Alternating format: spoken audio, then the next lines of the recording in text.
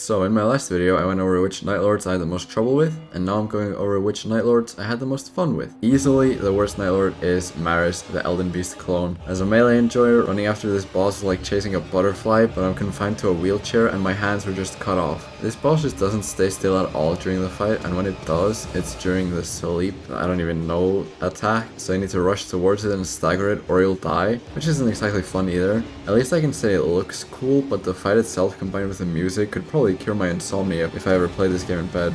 Next up we have Gnoster, which I also despised fighting. The Scorpion in phase 1 is decently fun to fight, but you do almost no damage to it, and then it goes into solid state where you just need to look at it for like 20 seconds. And again, I'm a melee player, so I'm just leaving the butterfly to my teammates, which also doesn't look fun to fight with his magic spam. Then we get to phase 2 where we get Butterfly Jockey, which is just not fun at all. Scorpion charges you while the butterfly spams magic, which is almost impossible to evade unscathed. Might have just been a skill issue on my end, but I died so many times to this boss in phase 2, whereas I didn't have too much trouble with any other Nightlord beside maybe the final one. You can also scream out of nowhere, dealing a lot of damage with almost no wind up, and it summons a laser which does a lot of damage and can prevent you from reviving down teammates, which is always fun.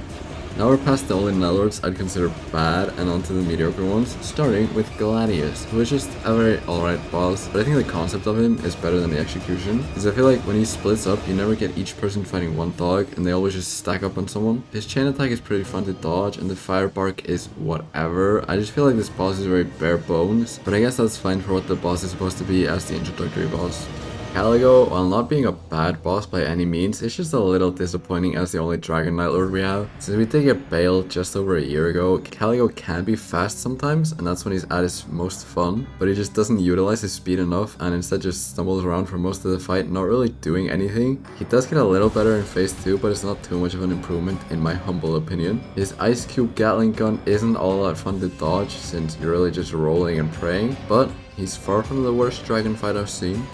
Urgor on paper is really fun, but most of his attacks are just kinda meh, like a swipe that shoots up 15 meters of dust, not really fun to dodge, or spears randomly shoved up your ass, not that fun, unless you're into that. Running across the map at lightning speed and exploding half the map, not too fun, but it looks cool at least. When he grows his cursed arm, he gets some actually fun attacks and combos though, and some combos feel like you're dancing with him, which is always great. I probably went too hard on his attacks in phase 1, they're actually not too bad, just not too good either. But yeah, this guy's pretty decent all in all.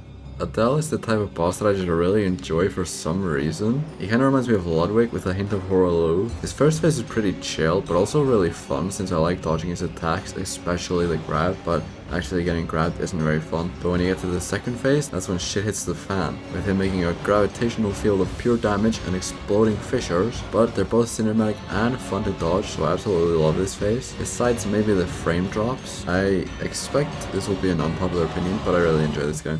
Libra is a really interesting boss with you being able to make a deal with it before starting your fight. Granted, most of the deals suck balls, but it's still an option and that's cool. His design is really cool too, and most of his physical attacks are fun to dodge. I'm not a big fan of how much he spams magic and AoE attacks, but I forgive it since they're not too hard to dodge. But the part of the fight where you have to run around destroying magic targets isn't too great either, mostly just because you don't have nearly enough time to break all of them after the first set, but at least the consequences aren't too bad. His Madness Fog phase is also like whatever, but at least it isn't boring per se, just kinda annoying when the stones are 50 meters apart. He's also really fun when he goes absolutely bonkers and stomps all around the arena. And not to mention, this fight also has one of my favorite boss OSTs in FromSoft's catalog ever. Now we get to my personal favorite boss in Nightreign, Healstor the Nightlord. His first phase is pretty easy but also satisfying and fun, and then you get to phase 2 where the sky lights up and is super pretty, and you're fighting a boss that feels like a mix between Artorias and Gale, which are some of the greatest bosses of all time. Now I won't say he's as good as those two, but he's still pretty damn good. In phase 2 of phase 2, he opens up the sky, which looks sick as fuck, and now the arena is exploding with one of I don't know how many elements, but they all look amazing.